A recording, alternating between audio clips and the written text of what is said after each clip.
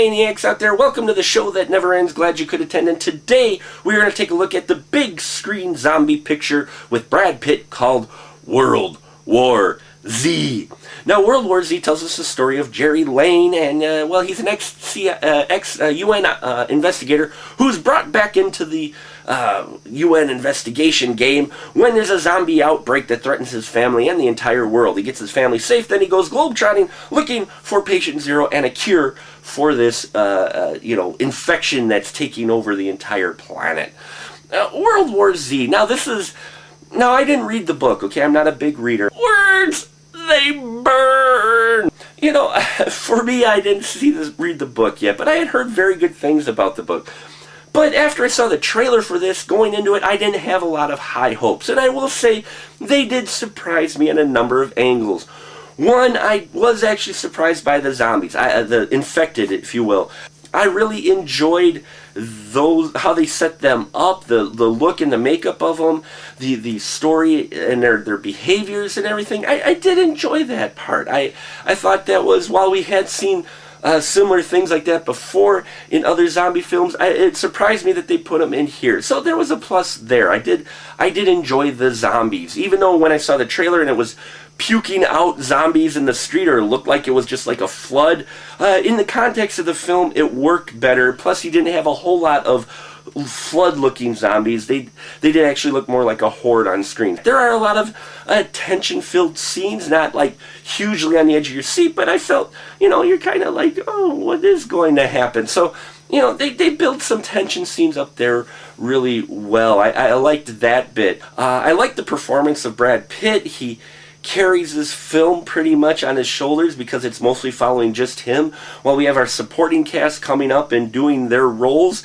No one's really given any depth or exploration at all, although there was one character at the very end, an Israeli soldier that joins him.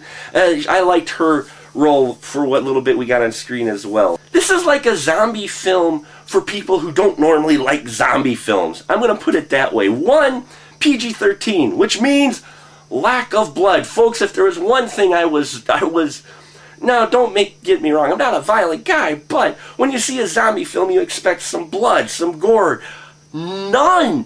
It was whitewashed. I mean, I was like, I could use even some spatter here, some give me something, folks, but they don't. It was amazing how blood-free this massive zombie film was. You got these hordes of zombies munching and chewing people, and limbs being removed, and no blood. I mean, not even like implied blood, on the walls or whatnot. It was a very sanitary zombie film. So I wish they would have added a little bit of it. I mean, if Captain America can have a guy getting pureed by an airplane propeller, you could throw a little more blood in your zombie film. And then there's just some of the conclusions that Jerry Lane, Brad Pitt's character, comes to just out of the blue, right? On one hand, it kind of worked, but on the other hand, you're like, you deduced that from this? Really?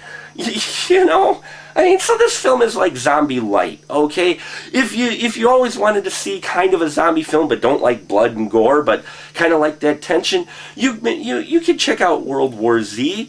Zombie films are not really about the zombies ever. They're the catalyst. They're the backdrop. They're the thing that motivates the people to do what they do. And so it's more of an exploration into people and their behavior and what they would do in such extreme events. And while we get glimpses of that in World War Z, it ends up getting forgotten or passed over or just jumped to next super action scene, okay? So if you're looking for an action film with zombies in it, World War Z is for you. If you're looking to see a zombie film that doesn't have much blood, there you go as well. For me, I was middle of road on this. I didn't hate it, but I don't think it's a film I'll be watching again anytime soon. I gave it 2.5 stubs.